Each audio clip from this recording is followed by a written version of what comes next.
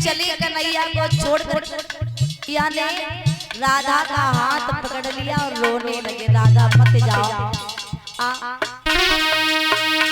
अरे राधा चली परेशान,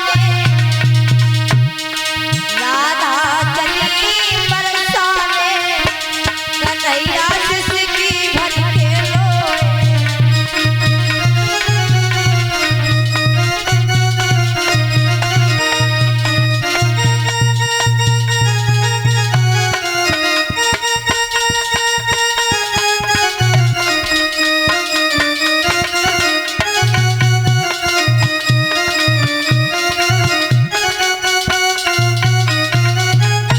और जैसे ही राधा चली तो श्याम सुंदर रोने लगे और श्याम सुंदर रो करके बोले, राधा ऐसा करो तुम हमें छोड़ करके मत जाओ। राधा ने समझाया, अरे ऐसा करो अभी तुम अपने घर चले जाओ, जब सवेरा हो तब आ जाना। अब राधा इतना कहने के बाद में महाराज वहां से चली गई। भगवान कन्हैया वृंदावन के लिए चले तो परीक्षित महाराज घर में जाके पहुंचे, भोजन भी नहीं किया, ऐसे ही जाके लेट गए। पूरी रात कन्हैया को नींद नहीं आई। विचार करने लगे कब सवेरा हो और कब हम जाके बरसाने में राधा के पास पहुंच जाए।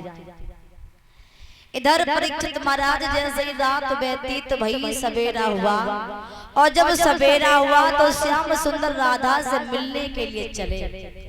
और राधा से जब मिलने के लिए चले तो कहाँ जाए के पहुंचे, जहाँ वृषभानु जी की गैया बांधी जाती थी खरग में।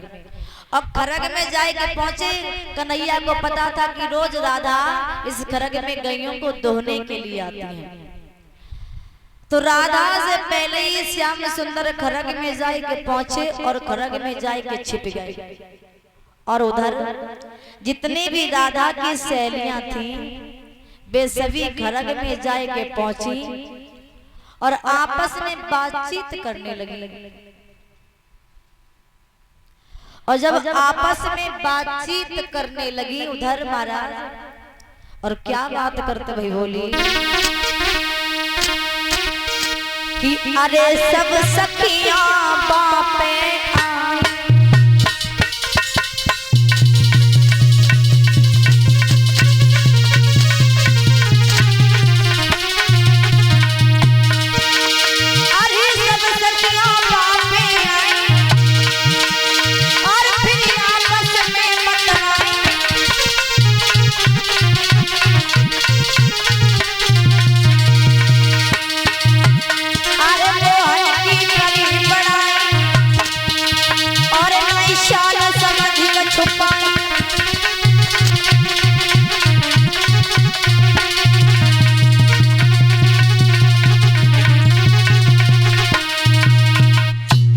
महाराज जैसे ही भगवान कन्हैया अगर खरग में जाकर के छिप गए और उधर जितनी भी राधा की सखियां थी वे खरग में जाकर पहुंची और आपस में बातचीत करने लगी।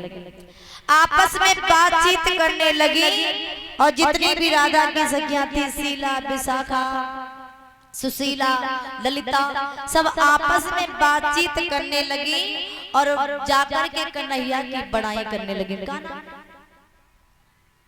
इसी बीच में भैया करण सिंह 100 रुपए का दान करें, राधा रानी कृपा बरसाती रहे।